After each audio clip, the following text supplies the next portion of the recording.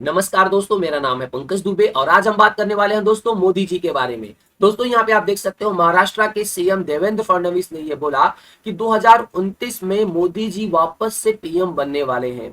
और ये जो चीजें चल रही थी ना, बकवास चल रहा था लंबे समय से, उन्होंने बोला कि देखिए अब पीएम मोदी का उत्तराधिकारी कौन बनेगा। तो उन्होंने बोला कि ये क्लियर हो जाना चाहिए लोगों को, विपक्ष को हम ये क्लियर करना चाहते हैं कि 2029 में भी पीएम मोदी ही यहाँ पे पीएम बनने वाले हैं। उसके साथ ही साथ दोस्तों यहाँ पे हम ये भी डिस्कस करने वाले हैं, यहाँ पे पीएम मोदी के द्वारा बोला गया, देखिए जो यूएई है और इंडिया के जो दोस्ती है वो और ज्यादा मजबूत होने वाली और ज्यादा बढ़ने वाली है, क्योंकि अभी रिसेंट में ही दुबई के क्राउन प्रिंस भारत आए थे, पीएम मोदी से मिले थे। तो इसके बारे में भी दोस्तों एकदम डिटेल में डिस्कस करेंगे ही करेंगे। उसके साथ ही साथ दोस्तों यहाँ पे आप देख सकते हो खबर ये भी है, राइजिंग भारत समिट में जो 2025 का हुआ उसमें पीएम मोदी ने बोला कि देखिए जो ये वक्फ अमेंडमेंट बिल हुआ है ये एक बहुत बड़ा स्टेप था सोशल जस्टिस की तरफ। तो यहाँ पे पीएम मोदी के द्वारा बोला गया देखिए हिंदू हो चाहे क्रिश्चियन हो चाहे मुस्लिम हो, सबके लिए कानून क्या होना चाहिए, एक होना चाहिए। और पीएम मोदी ने उसके साथ ही साथ यहाँ पे ये भी बोला कि देखो दुनिया हमारी तरफ इस तरह से देख रही है कि भारत बहुत जल्द ही वर्ल्ड की तीसरी सबसे बड़ी इकोनॉमी बनने वाला है। तो यहाँ पे डिटेल में दोस्तों डिस्कस करने वाले हैं। तो शुरुआत करते हैं पहले यहाँ से। यहाँ पे आप देख सकते हो दोस्तों, महाराष्ट्र के चीफ मिनिस्टर देवेंद्र फडणवीस ने बोला कि देखिए नरेंद्र मोदी ये वापस से कंटिन्यू करेंगे और ये प्राइम मिनिस्टर बनने वाले हैं 2029 में। इन्होंने बोला देखिए मैंने पहले भी बोला था कि ये समय सही समय नहीं है ये सब डिसाइड करने का कि मोदी जी का उत्तराधिकारी कौन बनेगा। तो मोदी जी वापस से पीएम बनने वाले हैं। अब ये बात ये कहाँ पे कर रहे थे, ये इंडियन ग्लोबल फोरम जो मुंबई में हुआ वहां पे उन्होंने ये बोला। उसके साथ ही साथ दोस्तों ये कहानी की शुरुआत कहाँ पे हुई, देखिए जो शिवसेना उद्धव बाला ठाकरे की जो साइड वाले हैं, संजय राउत ने क्या बोला कि देखिए अभी ये जो चीजें चल रही हैं, पीएम मोदी अभी गए थे आरएसएस राष्ट्रीय समाज सेवक संघ से मिलने के लिए। तो उन्होंने जब मोहन भागवत से मिले होंगे तो उसके बाद उन्होंने ये क्लेम किया कि देखिए आरएसएस अब डिसाइड करेगा कि पीएम मोदी का उत्तराधिकारी कौन होगा। तो राउत ने ये बोला कि पीएम मोदी आरएसएस से मिलने इसलिए गए थे क्योंकि अब मोहन से यहाँ पे उन्होंने बोला मोहन भागवत से ये डिस्कस हुआ कि अब अगला पीएम कौन बनने वाला है, इसी चीज को डिस्कस करने के लिए गए थे।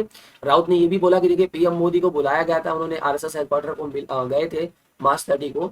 तो ये अपने रिटायरमेंट की यहाँ पे बात कर रहे थे कि मैं सितंबर तक रिटायरमेंट कर दूंगा। अब बीजेपी का पूरा जो लीडर है उसमें ये डिसाइड किया जाएगा कि देखो कि 75 साल क्रॉस करने के बाद आपको पीएम पद छोड़ना पड़ेगा और कोई और यहाँ पे पीएम बनेगा। तो इन्होंने बोला था कि ऐसा लगता है मोदी अब डिसाइड कर रहे हैं, मतलब मोदी और आरएसएस बैठ करके डिसाइड करेंगे कि अगला प्रधानमंत्री कौन बनेगा। ये सब आरएसएस के हेडक्वार्टर में बोलते हैं ना, बिहाइंड द डोर ये सब चीजें हुई है।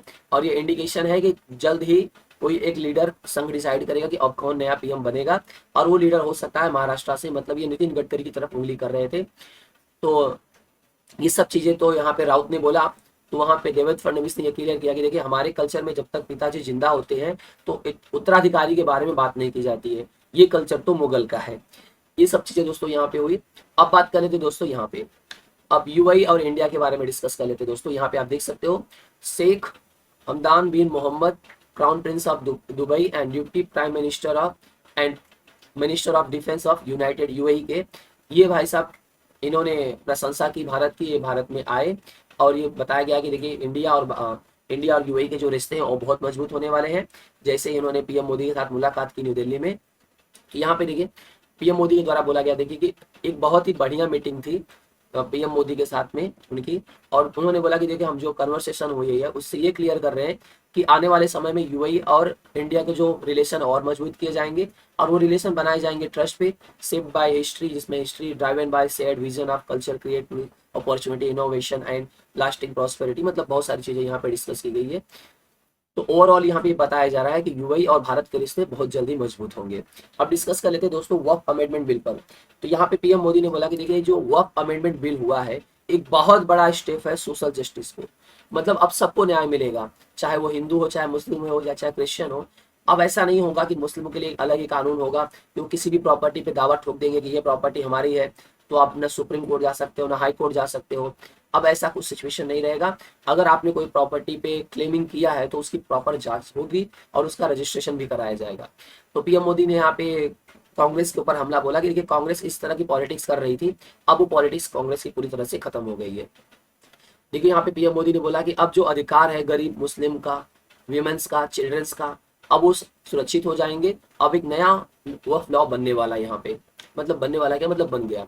उसके साथ ही साथ उन्होंने ये भी बोला कि देखिए पीपल, लोगों को ये लगता था कि इंडिया थोड़ा सा स्लो जाएगा, सीढ़ी रहेगा, लेकिन अब इंडिया जो दिख रहा है एकदम फास्ट है और फियरलेस इंडिया है, मतलब किसी से डर नहीं रहा है। मतलब यहाँ पे डिस्कस कर रहे थे पीएम मोदी की बहुत जल्दी हम वर्ल्ड की तीसरी इकोनॉमी बनने वाले हैं। ये आप देख सकते हो दोस्तों, पीएम मोदी ने बोला कि देखिए पूरी दुनिया इंडिया को इस आशा से देख रही है कि ये जो देश है वो बहुत जल्दी वर्ल्ड का थर्ड लार्जेस्ट इकोनॉमी बनने वाला है। यहाँ पे पीएम मोदी ने बोला कि मैं बहुत खुश हूँ कि नेटवर्क 18 ने ये सब चीजें रखी, मतलब कौन सा समिट ये रखा है यूथ के लिए। और इन्होंने बोला ऑन विवेकानंद जयंती पे इस साल जो ये रखा गया विकसित भारत यंग लीडर्स डायलॉग, ये यहाँ पे जब रखा गया तो इसमें एक दिख रहा था कि जो यूथ है उनकी आंखों में एक चमक दिख रही थी। ये दिख रहा था कि एक कैपेबिलिटी है उनको क्वेश्चंस को मतलब रिसॉल्व करने के लिए, प्रॉब्लम्स की पैशन दिख रहा था इंडिया के लिए कुछ डेवलप करने का। और 2047 तक ये पूरा वर्ल्ड देखेगा कि इंडिया को एक आशा की तरफ देखेगा और ये सोचेगा कि इंडिया बहुत जल्दी क्या करने वाला है, वर्ल्ड की थर्ड लार्जेस्ट इकोनॉमी बनने वाला है। इंडिया रुकने वाला नहीं है, कितने भी चैलेंजेस आए, कितना भी सिचुएशन खराब हो जाए, हम जल्द से जल्द अपने 10 ईयर्स के अंदर हमने इकोनॉमी को अपने डबल कर लिया है, तो आने वाले समय में इंडिया की ग्रोथ को कोई रोक नहीं पाएगा। ये बोला गया है दोस्तों पीएम मोदी के द्वारा।